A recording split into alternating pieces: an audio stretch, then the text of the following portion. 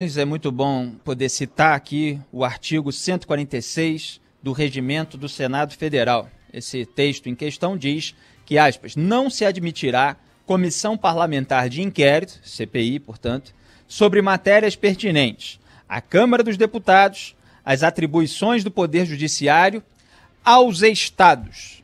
Portanto, tem aí esse item bastante explícito. Não se admitirá CPI sobre matérias pertinentes aos Estados, enfocando aqui no ponto que interessa ao debate.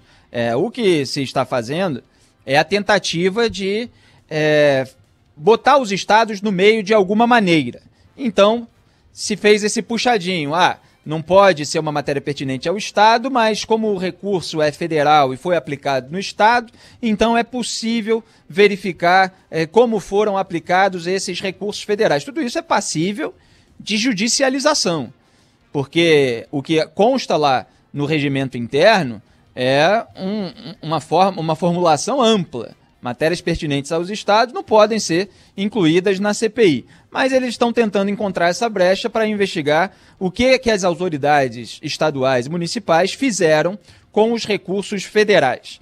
Isso porque é uma estratégia de diluir a CPI por parte do governo federal, que está preocupadíssimo de ser o alvo dessa CPI em razão de todas as suas omissões deliberadas, que eu chamo de sabotagem do combate à pandemia, e ele quer tornar o escopo mais amplo justamente para causar um grande tumulto, para diluir responsabilidades e a CPI nem conseguir esgotar todas as investigações possíveis no seu tempo regulamentar, que também não é tão elástico assim. O presidente do Senado, Rodrigo Pacheco, eu sempre lembro nesse programa, ele foi eleito pela base petista e bolsonarista, fora, evidentemente, os apoios do Centrão, do qual ele faz parte. Então, ele é ali a figura representativa desse bolsopetismo. O Jair Bolsonaro, na hora da eleição para as casas legislativas no Congresso Nacional, tanto para o Senado, que elegeu o Rodrigo Pacheco, quanto para a Câmara dos Deputados, que elegeu o Arthur Lira, liberou um monte de emenda extra, antecipou emenda, foram bilhões de reais ali em todo esse toma lá da cá, liberados sem critérios definidos, sem a devida transparência, para que os parlamentares possam fazer obra nos seus redutos eleitorais nesse período de pandemia, obras que não tem nada a ver com a pandemia, para fazer um bonito ali para a população local e se aproveitar daquela benesse distribuída em cima da hora e conseguir voto para manter o mandato, manter a remuneração mensal, manter todas as boquinhas, todos esses braços que eles têm na máquina pública brasileira. Então, o primeiro enfoque do presidente Jair Bolsonaro foi apoiar, entregando cargos e emendas, liberando verbas para a turma do Rodrigo Pacheco, justamente para que o Rodrigo Pacheco não colocasse em pauta qualquer coisa que fosse prejudicial ao governo federal. E ele cumpriu esse papel para o qual foi designado. Engavetou o requerimento de instalação da CPI, só que ele não pode fazer isso. E aí houve a judicialização por parte dos senadores Alessandro Vieira e Randolfo Rodrigues no Supremo Tribunal Federal e veio o ministro Luiz Roberto Barroso e impediu o presidente do Senado, Rodrigo Pacheco, de descumprir a lei, dizendo que ele tinha que abrir a comissão parlamentar de inquérito porque houve a coleta do mínimo necessário de assinaturas, que são 27, houve ali 32, e agora ele está fazendo isso. Mas mesmo assim, mesmo que ele leia agora esse requerimento de instalação, ele tem tentado adiar isso tudo aí, está dizendo que é praticamente impossível realizar uma comissão parlamentar de inquérito de maneira remota. Agora os parlamentares, é curioso, agora eles estão preocupados com a realização de sessões presenciais. Quando é tema que interessa a eles, não tem preocupação nenhuma. Quando o Arthur Lira foi eleito presidente da Câmara, deu festa. Apareceu lá, todos os parlamentares dançando, centenas deles aglomerados, sem máscara.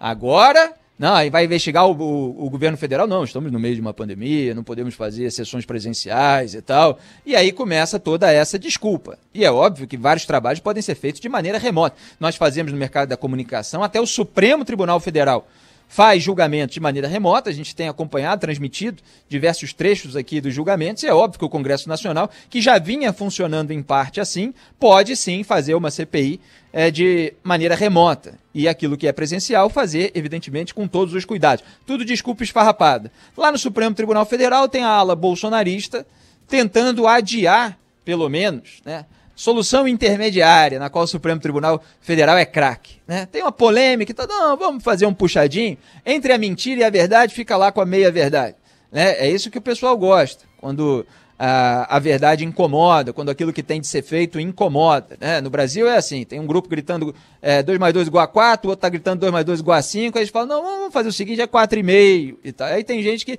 abaixa a cabeça, fala, tá bom. Então os ministros querem deixar a responsabilização sobre as ações e omissões relativas à pandemia para depois que a pandemia acabar. Quer dizer, o motivo da criação da CPI é justamente fazer um combate mais efetivo à pandemia, definindo as responsabilidades daqueles que estão atrapalhando esse combate e que atrapalharam, resultando na morte dos brasileiros no fim da conta.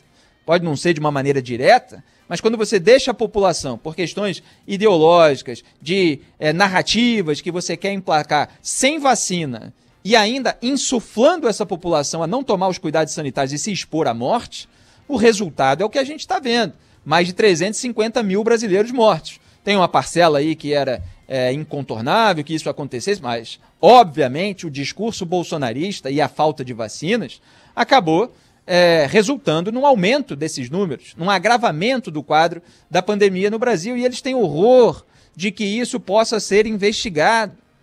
E em vez de eles explicarem as suas ações, porque não dá para explicar, não tem argumento. É igual na esfera criminal, quando não dá para explicar a sujeira, ela apareceu toda, eles vão lá tentar encontrar irregularidades cometidas pelos investigadores. Agora o que eles fazem? Tentam chantagear, aí ameaça impeachment do ministro do Supremo Tribunal Federal, sendo que são procedimentos diferentes, como sempre coloquei aqui em relação a outros casos. A gente defende as mesmas coisas independentemente dos personagens envolvidos. O impeachment, ele depende de uma vontade unilateral. Lamentavelmente, eu gostaria que essa regra fosse alterada, mas existe uma regra. O que existe é uma lacuna em relação ao prazo que pode ser estabelecido para a decisão do presidente da Casa Legislativa. O deputado federal Kim Kataguiri foi lá cobrar do Supremo Tribunal Federal uma definição de prazo para que o Arthur Lira paute o impeachment do próprio presidente da República. Tem uma lacuna, o Supremo Tribunal Federal pode ir lá tomar uma decisão a respeito disso, mas que depende da vontade do presidente da Casa Legislativa, depende o impeachment. A CPI não.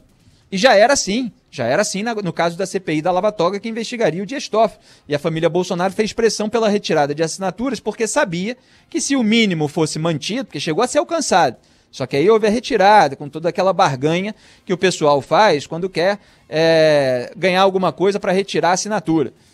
Se o mínimo fosse mantido, ela seria aberta.